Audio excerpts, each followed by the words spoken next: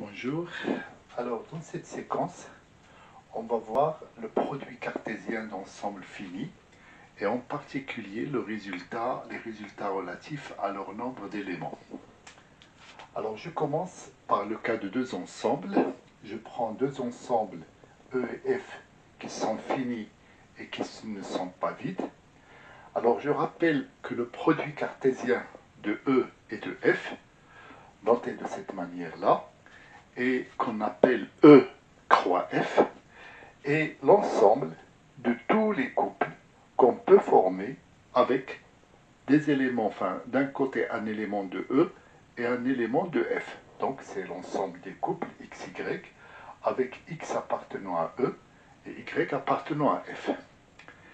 Et donc le premier résultat important par rapport au nombre d'éléments de cet ensemble-là, c'est que le cardinal de E croix F, et ça c'est quelque chose qu'on va démontrer de manière rigoureuse, le cardinal de E croix F, c'est le cardinal de E multiplié par le cardinal de F.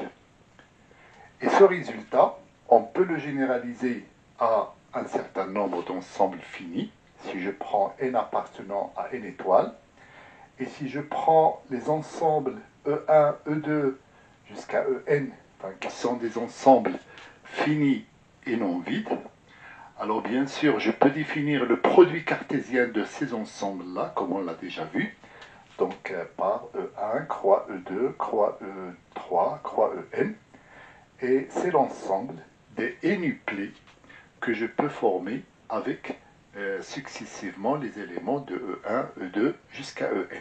Donc c'est l'ensemble de ces énuplés x1, x2, x3, xn, avec à chaque fois x1 qui appartient à E1, x2 qui appartient à E2, xn qui appartient à En, et de manière générale, pour n'importe quel i allant de 1 à n, xi appartient à ei. Alors le résultat par rapport au nombre d'éléments, c'est que cardinal de E1, croix E2, croix En, égale au produit des nombres d'éléments de chaque ensemble, c'est-à-dire cardinal de E1 fois cardinal de E2 fois cardinal de En. Alors il arrive des fois que ces ensembles soient les mêmes.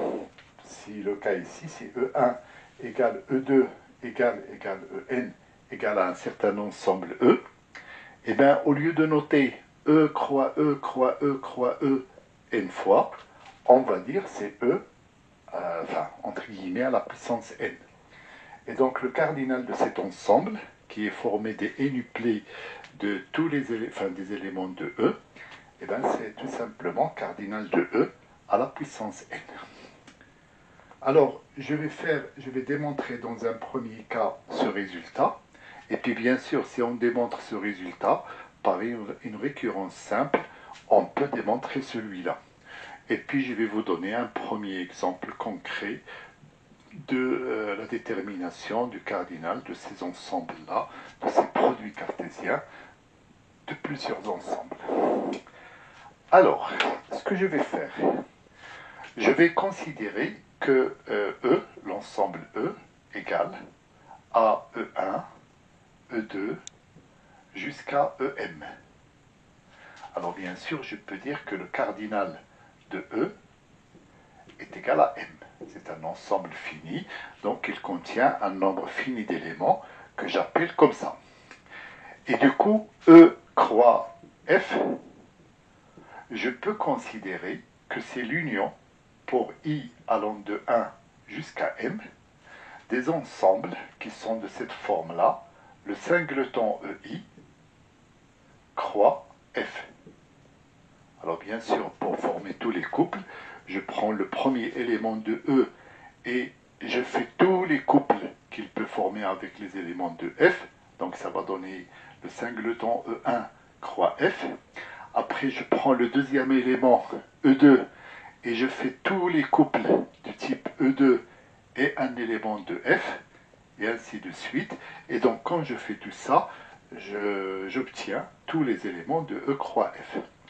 Alors, bien sûr, cette famille-là, d'ensemble, forme une partition de E croix F. Donc là, je peux dire que EI croix F, avec I compris entre 1 et M, est une partition de E croix F. Alors pourquoi c'est une partition? En effet, si je fais EI croix F, inter EJ, l'ensemble EJ croix F, alors bien sûr, si EI est égal à EJ, eh bien ça va être le même ensemble, ça va donner le même ensemble. Par contre, si je prends EI, ou bien si je prends I différent de J, et bien tout simplement, ces deux ensembles vont être disjoints, donc égal ensemble vide, si I est différent de J. Alors, maintenant, le problème pour moi, c'est de connaître le cardinal de cet ensemble-là.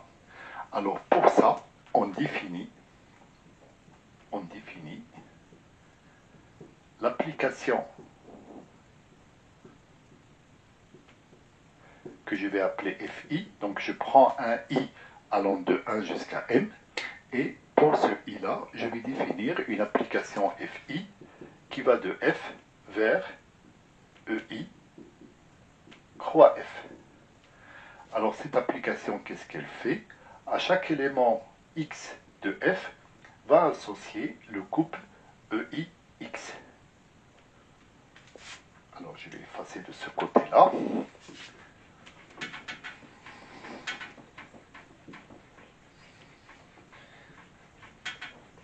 Alors je réécris ici l'application pour mieux voir les choses. Alors je réécris FI qui va de F vers EI croix F, qui à chaque élément de F va associer le couple EIX. Alors de manière évidente, cette application est bijective. Donc de manière évidente,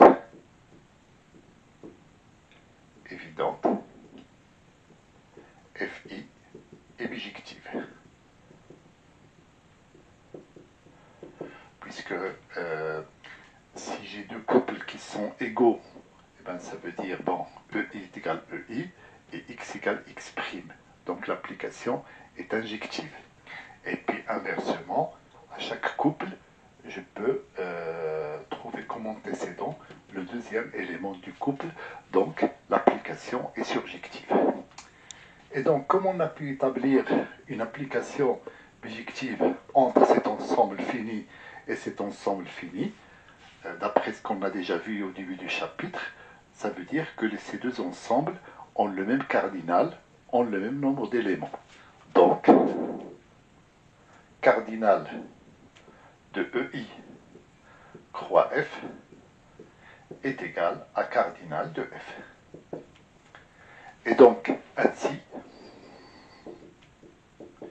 comme cette famille d'ensembles forme une partition de E, et bien le cardinal de E croix F va être égal à la somme de I égale 1 jusqu'à M de cardinal de EI croix F, qui est égal aussi à la somme de I égale 1 à M de cardinal de F. Et donc, là, j'ai le cardinal de F que j'ajoute à lui-même, combien de fois? M fois. Donc, ça va donner M fois cardinal de F. Or, M n'est rien d'autre que le cardinal de E, soit cardinal de E croix F est égal à cardinal de E multiplié par cardinal de F. Voilà pour la démonstration de ce résultat.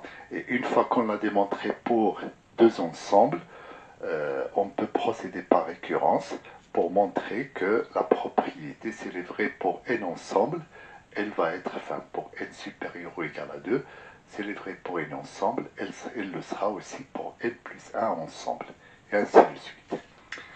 Voilà. Alors, comme petite application de ces résultats, je peux donner l'exemple des caractères en informatique. Je vais effacer ça. Alors, exemple.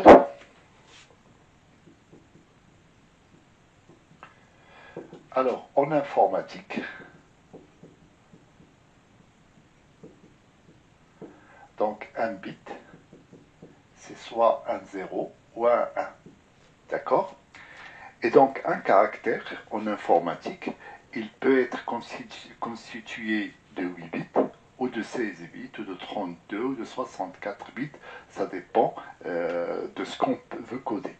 Alors, par exemple, un octet, ça correspond à 8 bits. Donc, c'est soit le 0, 1, 0, 1, enfin, qu'on va répéter 8 fois. Et donc, un octet, c'est un élément de l'ensemble 0, 1, 8. Ça veut dire c'est le produit cartésien de 0, 1 par lui-même 8 fois. Donc on prend d'abord le premier bit c'est soit 0 soit 1, le deuxième c'est soit 0 soit 1, le troisième c'est soit 0 soit 1, et ainsi de suite. Donc c'est un élément de cet ensemble. Et du coup, donc le nombre d'octets,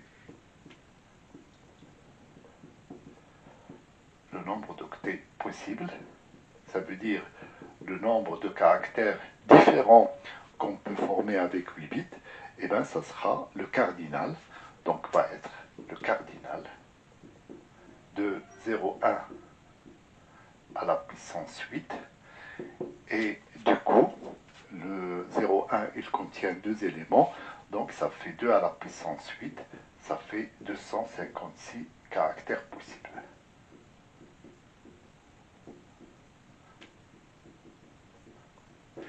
Et bien sûr, plus on va augmenter le nombre de bits pour coder un caractère, plus on aura la possibilité de coder de plus en plus de caractères. Alors si je passe à 16 bits, je vais pouvoir coder 2 à la puissance 16 caractères. Si je passe à 32, ça sera 2 à la puissance 32. Et si je passe à 64, je peux coder 2 à la puissance 64.